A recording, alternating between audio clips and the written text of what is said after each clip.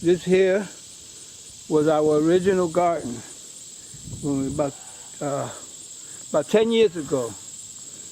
Right here, where you see this growth of trees, was the original garden, which was like a spiral garden that we had here, which we had plowed it.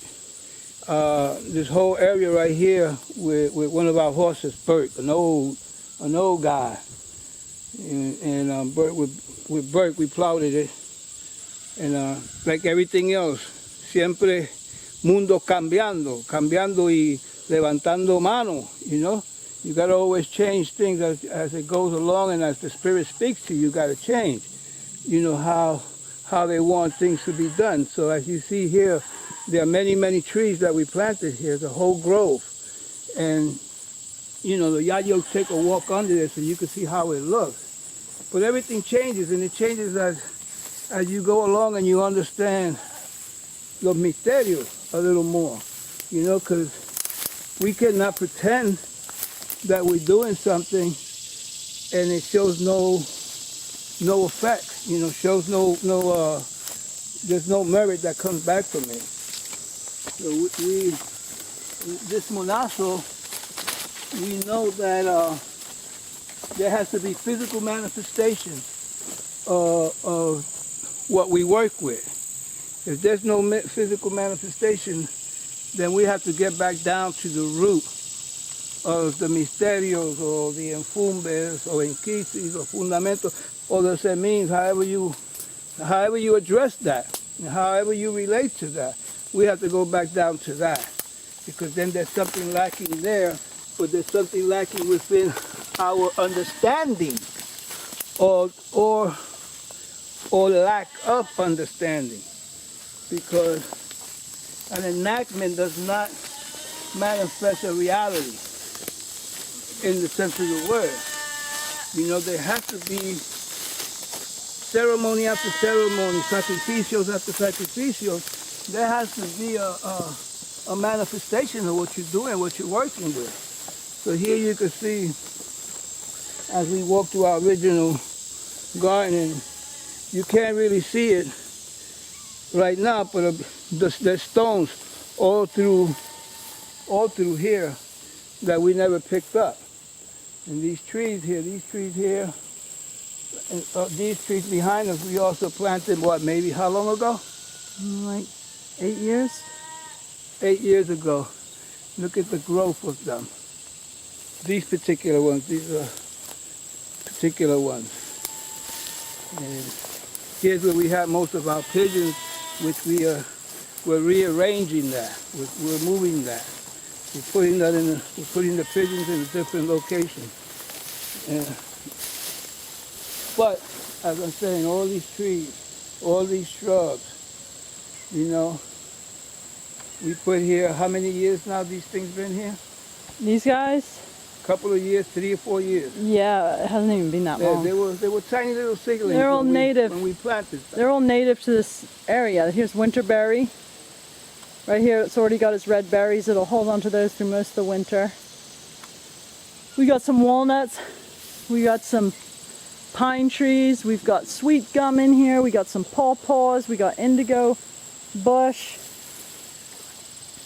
red buds, all kinds of trees. And what these trees are doing is they're improving the soil, they're covering the earth, they're increasing the organic matter in the soil, and they're also fixing carbon in their actual trunks and their leaves and so on.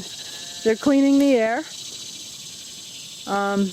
They're shading the soil, which is beneficial for the soil organisms, that the soil organisms aren't getting all dried out. And it's providing bird habitat, you know, insect habitat, butterfly habitat, you name it. And as a padero, as a taíno, you know, we have to, well, this monazo, we're not saying anybody has to, but we're saying in this monazo, it's important for us that we don't lose track of the earth changes that are upon us, that we don't lose track of many of the things that are moving in the world. You know, there's too many people that are lacking water. Water is very sacred. They're lacking water, lacking nutrition, food, And we know that the earth could feed everybody here. But we have to think in those terms. We have to think in those terms with our fundamental. If we walk over here, you know, we see all these trees here, and if we stand in a certain way and we put this video camera circular, you start to see that we're inside of a fundamental, you know, and this is important because the understanding of all these things come through interrelating. We've been blessed to have this land, to be able to work with this land, because we don't believe that we don't own this land. We're caretakers of this land, you know, and tomorrow, you know, our expectation is that our children become caretakers of it, and our grandchildren, you know, and great-grandchildren become caretakers of it. But until then, if it manifests or not, we're caretaking it. We're working with the spirit of this land. Yeah, you can see here, this is all mostly black cherry, and then there's some sassafras. Black cherry is an awesome tree, great tree, and it comes in a mid-succession of the forest, which means it's not the first trees to come up, but it's pretty soon the black cherries come up. And eventually they get taken over by the oaks. And so we're in actually a recovering hillside. Now for us, it's important for us to keep these black cherry trees here, and there's some elm up here, there's some hickory up here, because we want the top of the hill to be shaded, and we want the wind that comes over from that direction to have a windbreak, because otherwise that wind really blows. What's going on down here right now is that we have cleared this hillside.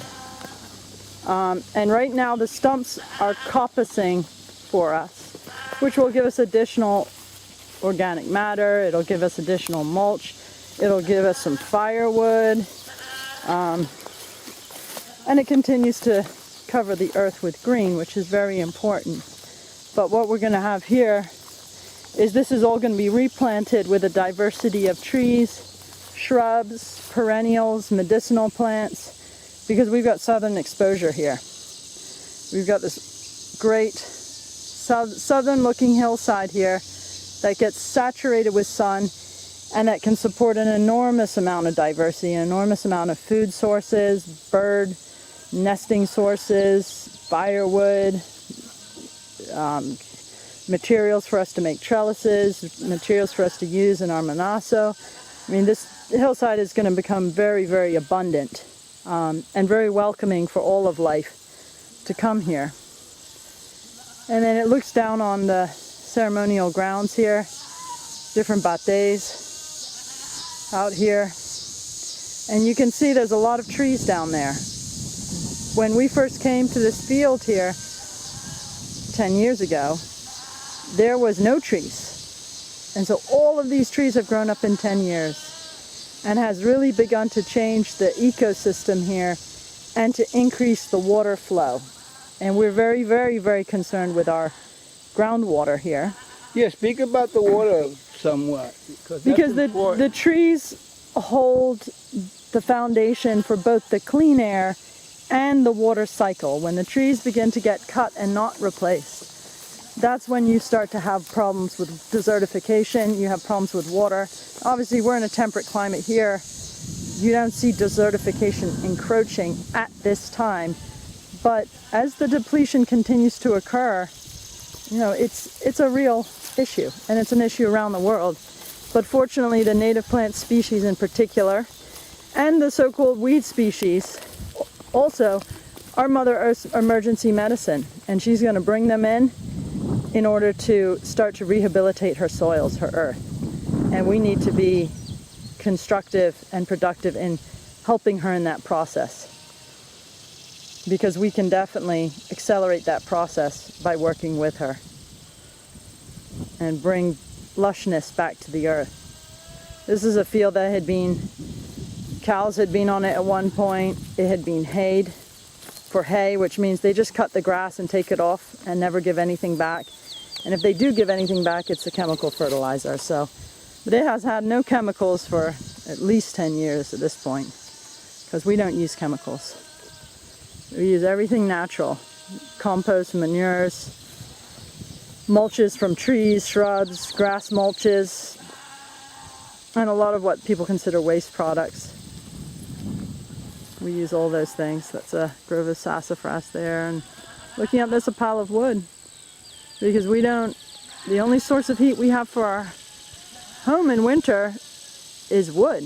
You're looking at it right there. It's not natural gas, it's not propane, it's not electricity, and so it's this renewable resource, and we are planting to replace this, and it's going to wind up being far more